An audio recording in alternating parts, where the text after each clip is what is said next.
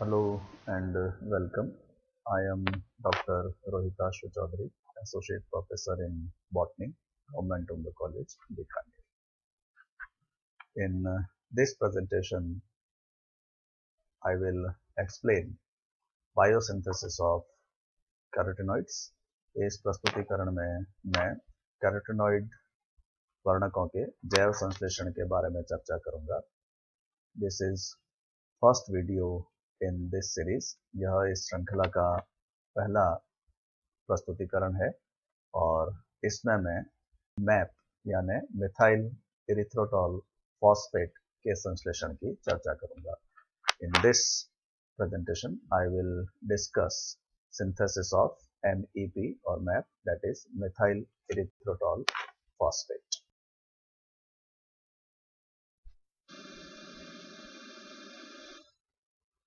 The carotenoids found in the photosynthetic pigment protein complexes of higher plants, algae and phototrophic bacteria including cyanobacteria are lipophilic secondary metabolites. उच्च पादपों में, शैवालों में तथा स्वपोषी या प्रकाशपोषी जीवाणुओं में, जिनमें साइनोबैक्टीरिया या नील हरित शैवाल भी सम्मिलित है, इनमें पाए जाने वाले प्रकाश संश्लेषी वर्णक प्रोटीन सम्मिश्रों में उपस्थित कैरोटिनॉइड वर्णक लिपिड रागी द्वितीयक उपापचयी उत्पाद होते हैं. अर्थात इन सभी प्रकाश संश्लेषी जीवों में, अर्थात पादपों में, शैवालों में, स्वपोषी जीवाणुओं में और नील हरित शैवालों में जो सभी प्रकाश संश्लेषी जीव हैं, इनमें उपस्थित वर्णक प्रोटीन सम्मिश्रों में कैरोटिनॉइड वर्णक उपस्थित होते हैं और यह कैरोटिनॉइड वर्णक वस्तुतः लिपिड रागी द्वितीयक उपापचयी उत्पाद होते हैं. Chemically carotenoids are tetraterpenes. रासायनिक दृष्टि से कैरोटिनॉइड्स टेट्राटर्पीन होते हैं. Tetraterpene means they consist of 4 monoterpene units. इसका अर्थ है यह 4 मोनोटर्पीन इकाइयों से या 4 एकल टर्पीन इकाइयों से निर्मित होते हैं. Each monoterpene contains 10 carbon atoms. प्रत्येक मोनोटर्पीन में 10 कार्बन परमाणु उपस्थित होते हैं.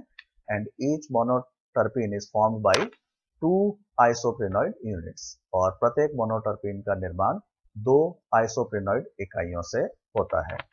So in this way we can say a tetraterpene will contain 4 monoterpenes, that is it will contain 40 carbon atoms, and it will also contain 8 isoprenoid units. Each isoprenoid unit consists of 5 carbon atoms. प्रत्येक isoprenoid इकाई 5 carbon परमाणुओं से मिलकर बनती है.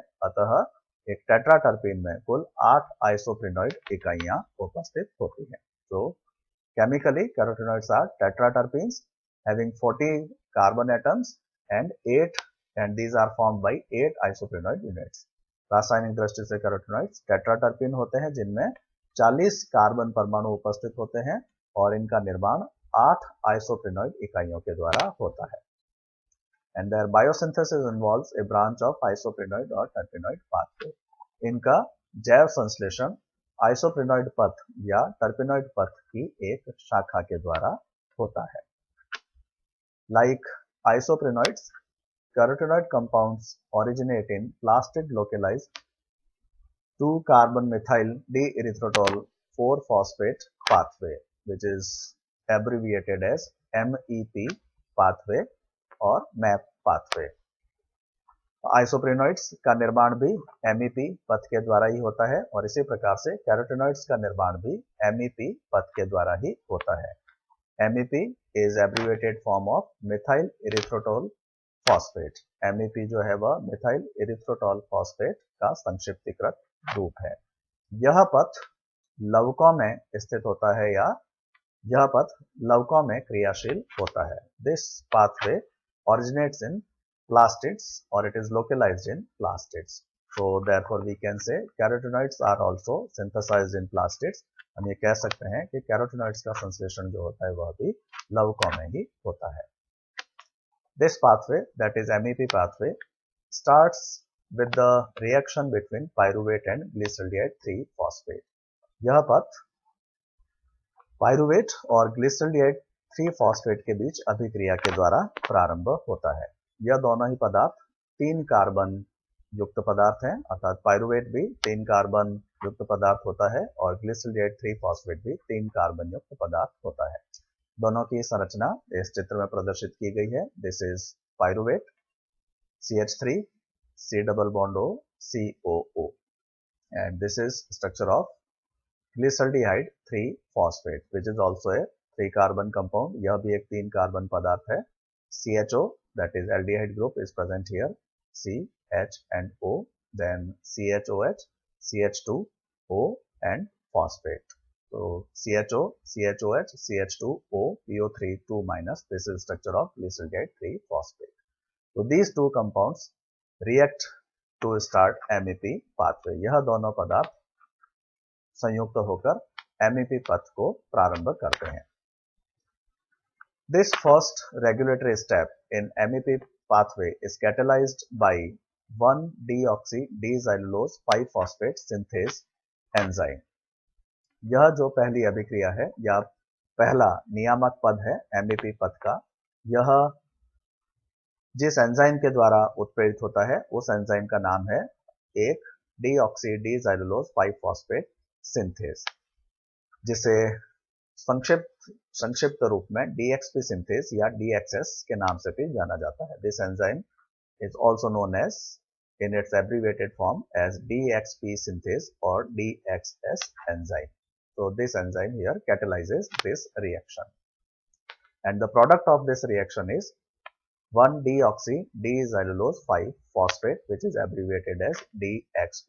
इस अभिक्रिया का जो उत्पाद होता है वह होता है 1-deoxy-D-xylulose 5-phosphate जिसे संक्षेप में DXP के नाम से जाना जाता है। So this is the product of this reaction.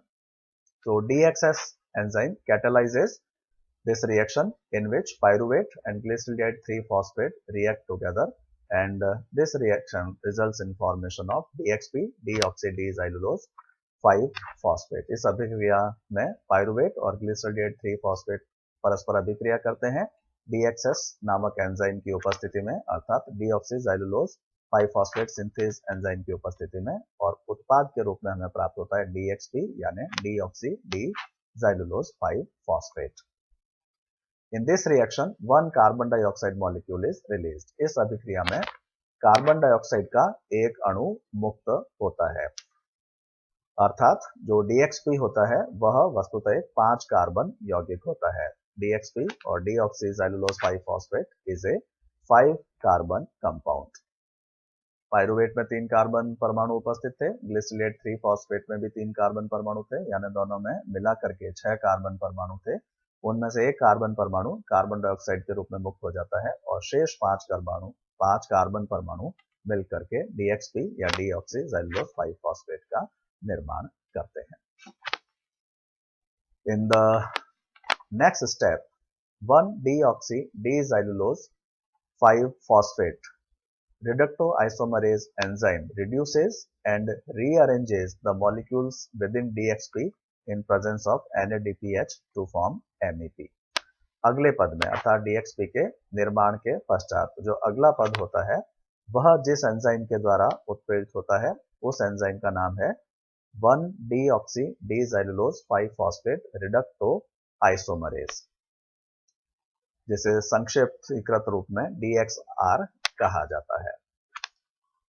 यह एंजाइम DXP यानी deoxy-xylulose 5-phosphate में जो अणु उपस्थित होते हैं उनका पुनर्विन्यास करता है और साथ ही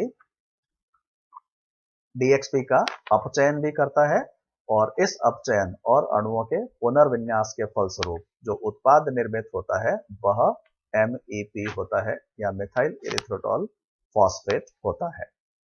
इस अभिक्रिया के लिए NADPH की उपस्थिति भी आवश्यक होती है। This reaction also requires presence of NADPH as a cofactor.